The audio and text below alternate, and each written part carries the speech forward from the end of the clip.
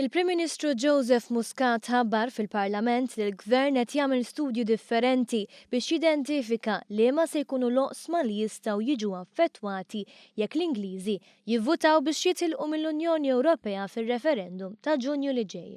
Il-Prim Ministru kien qed iwieġeb għal mistoqsijiet u kummenti tal-Oppożizzjoni wara stqarrija li jagħmel dwar is-summit tal-Kunsill Ewropew li sar il-ġimgħa l-oħra, fejn id-diskussjoni ewlenija kienet dwar il-futur tar-Renju Unit fl-Unjoni Ewropea u r-riforma fl-istess Unjoni Ewropea. Huwa qal li hemm oqsma fejn l-effett jista' jkun pożittiv bħal settur finanzjarju.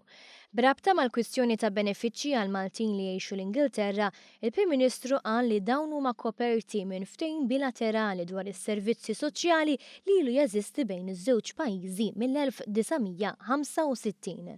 Qal li l-ftehim li l-Ingliżi kisbu mal-Unjoni Ewropea bħala fair deal mhux għax jaqbel ir-Renju Unit biss iżda għax il-ftehim huwa setta regoli li jista' jgħod tal-pajjiżi kollha f'ċirkostanzi simili. B'hekk jekk kwalunkwe membru tal-Unjoni Ewropea jiġi fl-istess sitwazzjoni u jitlob ċerti kundizzjonijiet ma jkollux kull darba jgħaddi mill-istess proċess. Il-Prim Ministru qal li jemmen li issa l-Ewropa m'għandix tindaħal fid-deċiżjoni sovrana tal-poplu Ingliż u għandna nżommu pass lura. Minn hawn il-qudiem għandu jkun il-poplu Ingliż illi jiddeċiedi. Qal li minn parir tal-Avukat Ġenerali s-sustanza tal-proposta li teżisti bħalissa ma tikkostitwix emenda għat-trattat. Tinkludi numru ta' impenji mill-kapijiet tal-Istatu tal-Gvern biex jemendaw it-trattat fi stadju futur li mhux qed jiġi speċifikat fil-każ biss li r-Renju Unit jibqa' fl-Unjoni Ewropea.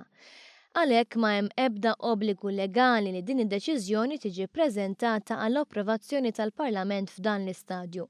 Anzi, dan fil-fatt lanqas ma jidher li jkun għaqli peress li jista' joħloq irbit prematur fuq il-Gvern u fuq il-pajjiż.